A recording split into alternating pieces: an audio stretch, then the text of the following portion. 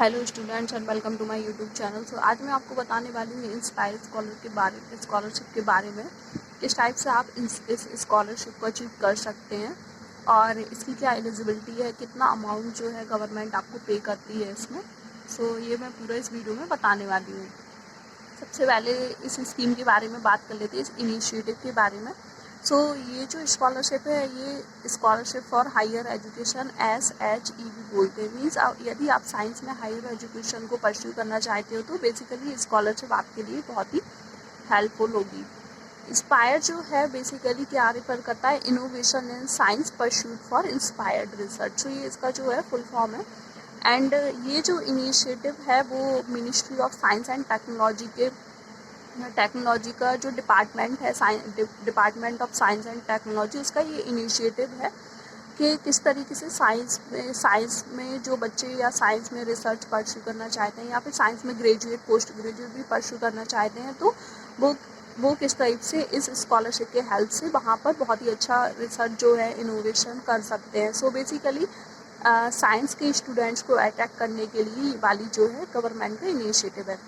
अब मैं एलिजिबिलिटी की बात कर लेती हूँ। सबसे पहले एलिजिबिलिटी जो है इसकी, पहली एलिजिबिलिटी जो है, student securing top 1% position in their board exam. So even board exam जब मैंने यहाँ पर बोला, सो आप चाहे स्टेट बोर्ड के हों, चाहे आप CBSE बोर्ड के हों, चाहे ICSE बोर्ड हो या फिर आपका कोई इंटरनेशनल बोर्ड हो, मीन्स आपकी जो पोजीशन है टॉप 1% में होनी चाहिए। सो डिफरेंट स्टेट के लिए इनका कट ऑफ जो है निकलता है, कट ऑफ की लिस्ट। सो वहाँ पर जब आप अप्लाई करेंगे ना, सो आपका यदि नेम टॉप 1% में, टॉप 1% का ऑफर लेटर आपका आ जाता है, वहाँ पर एक लेटर निकलता है पहले जब आप अप्लाई करेंगे। सो यदि आप टॉप 1% में होंगे तो वो आपका लेटर निकल आएगा और ये वेरीफाई हो जाएगा कि आप टॉप 1% में हैं।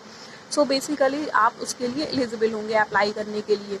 अब सेकेंड जो है, सेक्योरिंग रैंक इन IIT JEE और AIP MT with in top 1000 rank.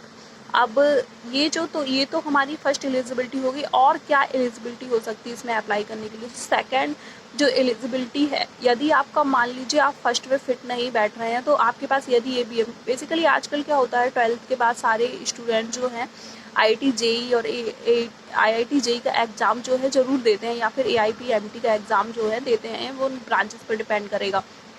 सो यदि आप इसका एग्ज़ाम देते हैं और अनफॉर्चुनेटली मे बी आपका IIT वगैरह NIT में कहीं नहीं हो पाता है, आप 1000 रैंक के अंडर भी हैं, सो आप क्या कर सकते हैं और साइंस में ग्रेजुएट करना चाहते हैं और फर्दर रिसर्च भी करना चाहते हैं तो आप इसके लिए एलिजिबल होते हैं।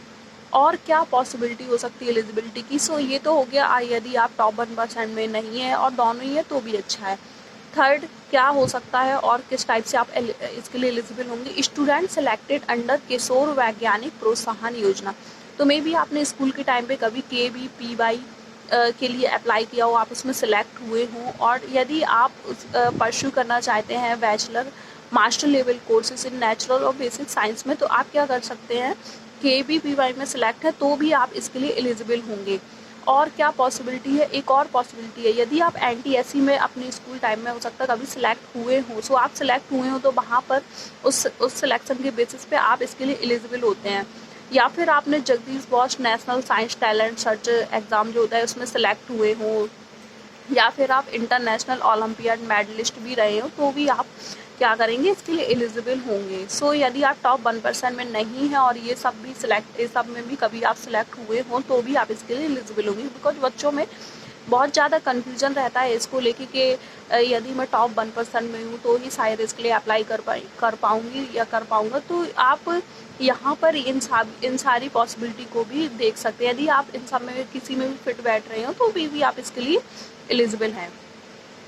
अब courses in which inspire scholarship offer, तो हमारे पास क्या क्या कोर्सेज हैं गवर्नमेंट के जो एक प्रोग्राम है उसमें, जिसमें कि इंस्पायर फेलोशिप जो है ऑफ़र की जाती है। सो आप BSc या BS जो है 4 ईयर डिग्री, या फिर अभी जो 3 ईयर डिग्री चल रहा है उसमें प्लस MSc, सो या फिर आप इंटीग्रेटेड MSc है या इंटीग्रेटेड MS कोर्सेज करना चाहते हैं। सब्जेक्ट कौन कौन से, किन किन सब्जेक्ट में? Physics, chemistry, mathematics. General BSc भी इसमें जो है एलिजिबल होगा, बायोलॉजी, स्टैटिक्स। सो आप इन सभी में एक एक सब्जेक्ट से भी ऑनर्स जो होता है, यदि इन सब सब्जेक्ट में से किसी में भी आप आपका है तो आप ग्रेजुएशन करना चाहते हैं तो इन सब सब्जेक्ट में भी क्या होता है, इंस्पायर ऑफर होता है। ये लगभग 18 सब्जेक्ट है, बट इसके अदर कोई सब्जेक्ट है तो वहाँ पर आपको क्या होगा, इंस्पायर फेलोशिप नहीं, इंस्पायर स्कॉलरशिप जो है आपको नहीं मिल पाएगी। अब अमाउंट क्या है, सो ये तो बहुत ही ज़्यादा सबके माइंड में रहता है कि हमें कितना अमाउंट मिलने वाला है। सो अमाउंट आपका जो होगा 80,000 per year up to 5 year. यहाँ पर आपको 5 ईयर के लिए मिलने वाला है आपका ग्रेजुएशन प्लस आपका पोस्ट ग्रेजुएशन। सो आप यदि 4 ईयर पोस्ट ग्रेजुएशन करेंगे तो 1 ईयर पोस्ट ग्रेजुएशन, यदि आपने 3 ईयर किया है तो आपका 2 ईयर पोस्ट। सो बेसिकली आपको 5 ईयर के लिए मिलने वाला है ये स्कॉलरशिप। कितना, 5,000 पर मंथ। सो यहाँ पर जो है आपको 5,000 पर मंथ में आपको पर ईयर जो है 60,000 मिलेगा। साथ ही साथ यदि आप किसी रिसर्च प्रोजेक्ट करते हैं पर ईयर अपने ग्रेजुएशन के टाइम पे, सो उसमें आपको क्या होगा, 20,000 समर टाइम मेंटरशिप ग्रांट। आप जहाँ से रिसर्च प्रोजेक्ट कर रहे हैं वो किसी एक्टिव रिसर्चर के अंडर में भी कर सकते हैं और रिकॉग्नाइज रिसर्च सेंटर होना चाहिए ऑल अक्रॉस इंडिया। सो यहाँ पर क्या है, आपको 20,000 एक्स्ट्रा पे होगा। यदि आप ऐसी कोई एक्टिविटी नहीं करते हैं तो भी आपको 60,000 पे तो होने ही वाला है। 60,000 जो है स्कॉलरशिप आपको मिलेगी। यदि आप ये भी कर लेते हैं तो फिर ये अमाउंट जो होगा 80,000 यानी कि लगभग 4 लाख के समथिंग आपको 5 ईयर में मिलने वाला है। यदि नहीं ये वाली कैटेगरी में आप हैं तो यहाँ पर आपको 3 लाख के अराउंड मिलेगा। ओके, सो यहाँ पर 5 ईयर में इतना मिलने वाला है आपको। So thanks for watching and don't forget to like, share and subscribe my YouTube channel.